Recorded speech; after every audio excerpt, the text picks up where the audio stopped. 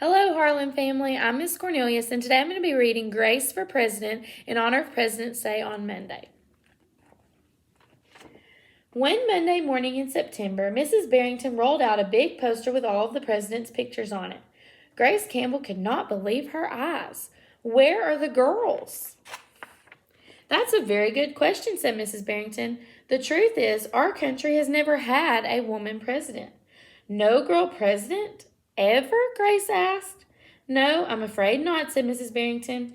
Grace sat at her desk and stewed. No girls? Who'd ever heard of such a crazy thing? Finally, she raised her hand. Yes, Grace. I've been thinking it over, and I'd like to be president. Several students in the class laughed.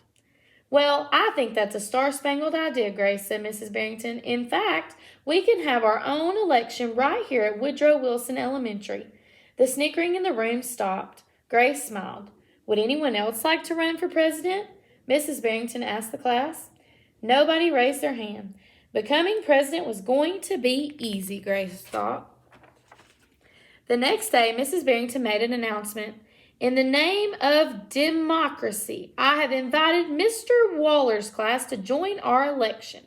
Their class has nominated Thomas Cobb to be their presidential candidate. Grace's heart sank.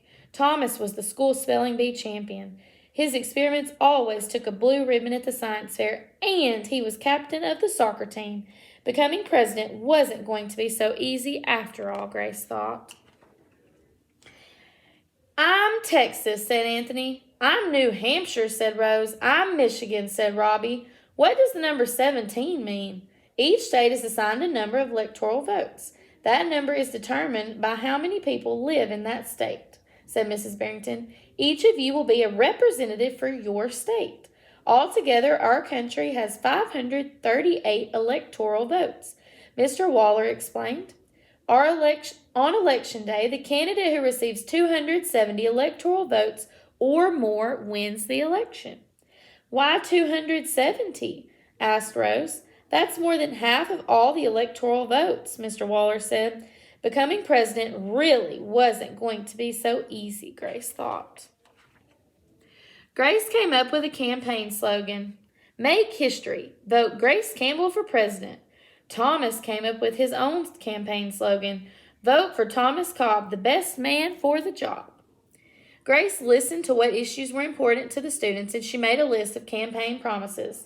A peaceful school, no bullies, a cleaner school, no littering, better hot lunches, no more fish stick tacos. Thomas made up his own list of promises. Free tutoring, free soccer lessons, fish stick tacos every week.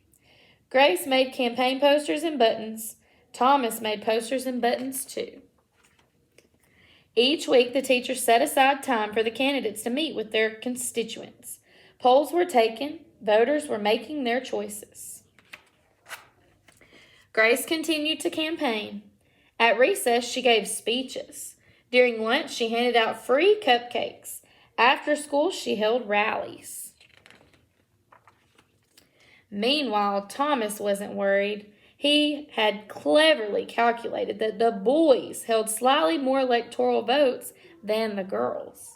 At recess, Thomas studied his spelling words. During lunch, he worked on his latest science experiment. After school, he played soccer. Even before the election, Grace made good on her promises. She joined the safety squad, she organized a school beautification committee, and she volunteered her time in the school cafeteria. In early November, Woodrow Wilson Elementary hosted a special Election Day assembly.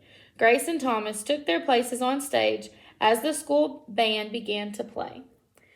Henry was the first representative to approach the microphone. The Yellowhammer state of Alabama cast its 9 electoral votes for Thomas Cobb.